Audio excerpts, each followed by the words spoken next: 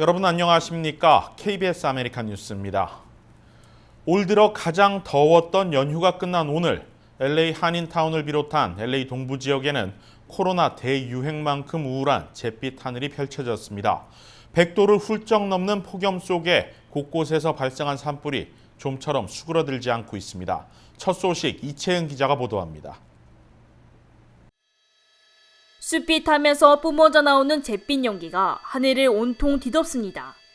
지난 6일 아주사 인근 엔젤레스 국유림에서 발생한 밥캣 산불이 빠르게 확산하고 있습니다. 불과 3일 만에 8,500에이커가 전소됐습니다. 진화율은 여전히 0%인 가운데 소방당국이 필사적인 진화 작업을 펼치고 있지만 기록적인 폭염의 날씨로 속수무책입니다. Situation that we have right now is a life-threatening situation with the weather forecast that we have for the next 3 days. So we have a red flag warning today, and we have Santa Ana winds predicted for the next 2 days. 연휴가 지난 오늘 오전까지 밥캣 산불에서 발생한 재가 하늘에 날려 LA 한인타운을 포함한 LA 카운티 일대가 공기가 오염돼 하늘이 잿빛으로 변하기도 했습니다. 5일 샌버나디노 유카이파 지역에서 발생한 엘도라도 산불, 그리고 샌디에고 카운티 알파인 지역에서 발화한 벨리 산불을 포함해 현재까지 남가주 곳곳에서 동시다발적으로 산불이 빠르게 번지고 있는 상황입니다. 같은 기간 폭염으로 전력 사용이 급증하며 LA 수도구 관할 지역 내 11만 5천 가구가 연휴 기간 동안 정전되기도 했습니다. LA 한인타운 웨스턴가 일대는 정전으로 한동안 신호등이 고장나 주민들이 더위와 어둠 속에서 불편함을 겪어야 했습니다. 남가주의 기록적인 폭염이 강타하며 개빈 뉴섬 주지사는 대규모 산불이 발화한 샌버나디노, 샌디에고를 포함한 5개 카운티에 비상사태를 선포하고 주민들에게 안전을 주의할 것을 당부했습니다. KBS 뉴스 이채은입니다. 오렌지 카운티 지역의 코로나 위험 등급이 오늘 하향 조정됐습니다. 이에 따라 상당수 업종들의 실내 영업이 재개될 전망입니다. 개빈 뉴섬 캘리포니아 주지사는 매주 화요일 발표하는 각 지역 코로나 위험 등급에서 오렌지 카운티를 퍼플에서 레드로 하향 조정한다고 밝혔습니다. 이에 오렌지 카운티 보건당국은 곧바로 주요 업종들의 실내 영업 재개를 허용하는 명령을 내렸습니다. 업종별로 살펴보면 음식점들의 경우 최대 수용 인원의 25% 또는 한개 수용 인원 100명까지 실내 영업이 허용됐습니다. 단 영업은 저녁 10시기에 모두 종료해야 합니다. 영화관과 박물관, 동물원과 수족관 등의 시설들도 최대 수용 인원의 25%만 입장이 가능하며 교회와 사원 등 주요 예배 장소들도 같은 조건으로 실내 운영이 허가됐습니다. 쇼핑센터와 소매업소들의 경우 최대 수용 인원의 50%만 입장이 허용됩니다. 쇼핑몰 내 푸드코트는 물리적 거리두기 등의 제한 속에 영업이 재개되며 놀이터 등 공동 이용 장소는 당분간 이용할 수 없습니다. 네일 살론과 왁싱, 타투, 스킨케어와 마사지 샵들도 앞서 미용실과 이발소 기준과 동일한 조건으로 실내 영업이 재개됩니다.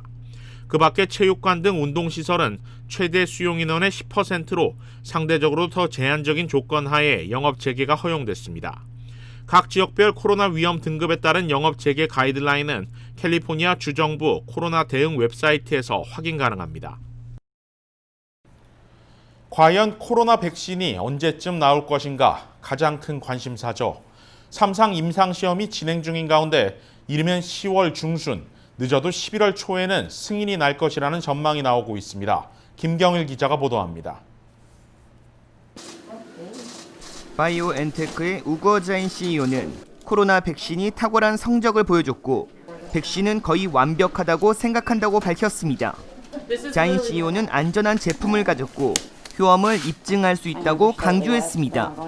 또 젊은 층과 노년층 모두에게 항체 반응이 강력하고 부작용은 최소 수준이었다고 주장했습니다. 바이오엔테크는 화이자와 함께 연말까지 백신 1억 회 투여분을 이어 내년에는 최대 13억 회 투여분을 공급할 계획이라고 밝혔습니다. 도널드 트럼프 대통령은 코로나 백신이 10월 중 나올 수 있다며 더 빠른 일정표를 제시했습니다. I just spoke to the head of Pfizer, great guy. They announced that it expects to have the results of its trial very, very shortly, next month. but very shortly. We remain on track to deliver a vaccine before the end of the year and maybe even before November 1st. 몬세프 슬라위 미 코로나 백신 개발 총괄 최고 책임자는 10월 말 이전에 코로나 긴급 사용 승인을 받는 것은 불가능하지 않지만 가능성은 아주 낮다고 밝힌 바 있습니다. 바이오엔테크와 화이자 등 미국과 유럽의 백신 개발 제약사들은 공동 성명을 내고 대규모 고품질의 임상 시험을 통해 안정성과 효과가 입증된 후에만 당국에 백신 승인을 신청하겠다고 약속했습니다. KBS 뉴스 김경일입니다. 지난달 미국의 실업률이 팬데믹 사태 이후 최저치를 기록했죠. 연방의회가 이번 주 다시 업무를 재개하는 가운데 개선된 지표로 인해 자칫 추가 경기 부양안이 발목을 잡힐 수 있다는 우려가 나옵니다. 이유수 기자가 보도합니다. 지난달 실업률은 10%를 밑도는 8.4%를 기록했습니다. 지난 3월 팬데믹 사태가 본격화된 이후 최저치를 나타낸 것인데 무려 137만 개 이상의 일자리가 늘어난 것으로 집계됐습니다. 연방정부 실업수당이 중단되고 부분적인 경제 완화가 맞물리며 사람들이 서둘러 일터에 복귀한 것으로 풀이됩니다. 팬데믹 사태의 정점을 찍던 몇 달 전과는 확연히 다른 모습인데 연방의회에 계류 중인 추가 경기 부양안에도 영향을 미칠 수 있다는 우려도 있습니다. 백악관과 공화당 측은 지난달 고용지표가 호조세로 돌아선 것을 두고 국내 경기가 본격적으로 회복세에 돌아섰다고 자신하는 모습입니다. 이번 주 연방의회가 재개되더라도 민주당이 주장하고 있는 추가 경기 부양안에 대해 회의적인 입장을 표출할 가능성이 높아진 겁니다. 앞서 백악관이 트럼프 패키지를 통해 $300의 추가 실업수당 정책을 시행하고 있는 점도 또 다른 악재입니다. 연방의회가 재개되더라도 전 국민이 공감할 수 있는 큰 명분이 있어야 초당적인 협의가 가능한 상황. 결과적으로 휴회 기간 동안 그 명분이 힘을 잃어버린 모양새가 됐습니다. 공화당 측은 의회가 재개되면 $5천억 규모의 새로운 추가 경기 부양안을 내놓을 것이라는 전망입니다. 민주당이 추진하고 있는 $3조, 휴회 전까지 공화당이 추진했던 $1조 규모에 비해 적은 액수인데 향후 민주당 측의 거센 반발이 예고됩니다. KBS 뉴스 이우수입니다. 한편 캘리포니아에서는 트럼프 대통령의 행정명령에 따라 이번 주부터 주당 $300의 추가 실업수당이 지급됩니다. 추가 실업수당 $300는 연방정부 추가 실업수당 지급 중단 시점인 7월 마지막 주부터 소급 적용됩니다. 캘리포니아주 노동국은 5주치 액수인 최대 $1,500의 추가 실업수당을 지급한다는 계획이며 우선 310만 명에게 3주치 금액인 $900의 지급을 시작했다고 밝혔습니다. 지급은 연방정부 추가 실업수당 기준과는 다릅니다. 모든 신청자에게 해당되는 것이 아니라 캘리포니아에서 주당 $100 이상의 실업수당 수혜자들에게만 혜택이 돌아갑니다. 한편 주당 $100 이상의 실업수당을 받고 있지만 코로나 사태 영향에 따른 실직이 불분명할 경우에는 이를 별도로 입증할 필요도 있습니다. 모든 수혜자들이 추가 실업수당을 받는 데는 앞으로 수주가 걸릴 전망입니다.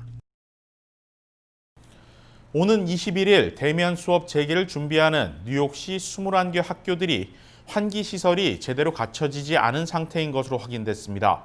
제휴사 뉴욕 KBTV 이창원 기자가 보도합니다. 뉴욕시 학교 대면 수업 재개를 위한 교사들의 복귀가 이루어지고 있는 가운데 21개 일부 학교들은 환기 불량으로 인해 부적합하다고 판단돼 교사들의 복귀가 일시 지연됐다고 전했습니다. 이에 대해 빌 드 블라시오 뉴욕시장은 학교 시설과 관련된 문제가 있다면 충분히 고칠 시간이 있다고 말했습니다. 또 그는 학교 재개를 위한 만발의 준비를 하고 있고 만약 어떤 이유로든 학교 대면 수업을 위한 모든 준비가 갖추어 있지 않으면 이를 보류할 것이라고 밝혔습니다. 한편 뉴욕시 교사노조 UFT 마이클 머그로 회장에 의하면 모든 사람을 안전하게 지키는 것이 우리의 최우선 과제이며 뉴욕시 교육국과 교사노조는 이러한 심각한 환기 문제를 확인했고 학교 건물들을 계속 점검하면서 모든 환기 문제가 해결되도록 하겠다고 전했습니다. 또 수리나 개선이 안 될 경우 교육청과 협력해 21일 이전에 학생들의 대체 공간을 찾도록 돕겠다고 전했습니다. KBTV 뉴스 이창원입니다. KBS 아메리칸 뉴스 마칩니다. 고맙습니다.